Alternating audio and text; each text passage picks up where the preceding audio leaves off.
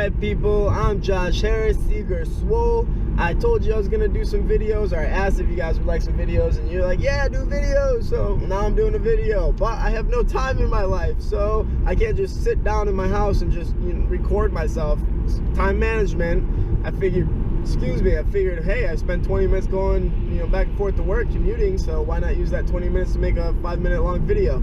The reason I want to keep these videos short, one, because I don't have that much time to be doing all this editing, and two, they say that the average adult attention span is only 5 minutes long anyway, so it doesn't need to be long. Anyway, we're going to talk about carbohydrates this week, part 1 of carbohydrates.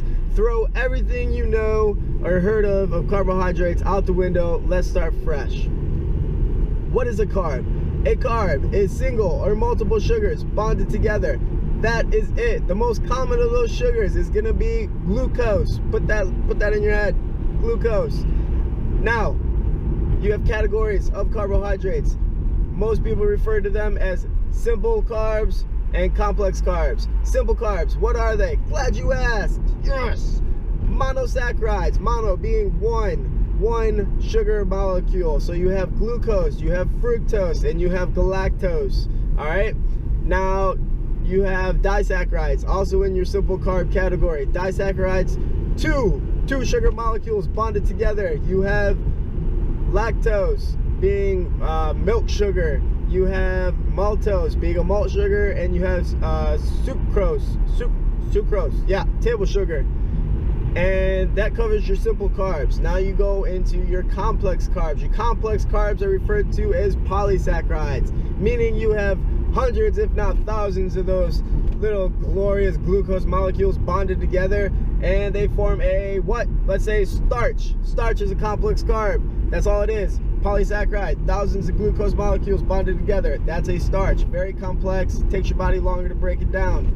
Then you have your fiber. Fiber is a carb. Did you know that? When you're counting carbs, did you count fiber into that? Bet you didn't. Anyway, fiber's a carb.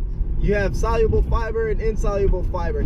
Soluble fiber is used for adding to or slowing your digestive system down, and that's good actually, because you don't want your insulin to spike. That's bad. We'll get into that later.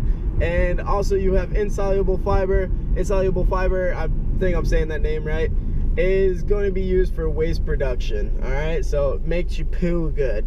That's what that is. Anyway, you also have glycogen. Glycogen is a polysaccharide. Glycogen is more so, it's not something that you're gonna eat and be like, oh, I'm getting my glycogen. No, it's gonna be a storage form of glucose, and that's when, I'll get into that in a second. So that covers our two categories of carbohydrates. So being that when you eat, you're eating a carb to get the glucose out of it. Your body's gonna take a polysaccharide, it's gonna take that starch, or it's gonna take that simple sugar, it's gonna break it down into the easiest form that it can get its energy from. It's gonna be glucose, and mainly that's gonna go and service your brain and nervous system like ASAP, because that's what you run off of. I'm sure you've all felt the sluggish feeling when you don't eat, you're fasting, or you're whatever, your mind just starts to go a little loopy. You're not really all there, so you grab a candy bar or whatever, and your body just it comes back, your mind comes back, you speed back up.